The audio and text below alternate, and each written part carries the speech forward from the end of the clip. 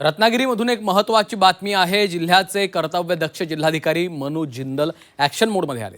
Shantadurga gas एजन्सीला जिल्हाधिकाऱ्यांनी प्रत्यक्ष भेट दिली। यावेळी त्यांनी गॅस वितरणाची प्रक्रिया, साठा आणि सुरक्षेच्या नियमांची पाहणी केली आहे।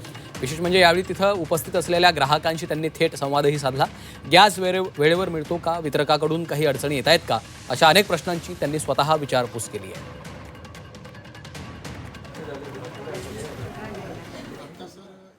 काही दिवसापासून आपले जिल्ह्यामध्ये जे थोडा अफवा पसरतो आहे रिगार्डिंग गॅस घरगुती गॅस सप्लायच्या, त्याच्यामुळे त्यांच्यामध्ये थोडासा पॅनिक निर्माण झाला होता।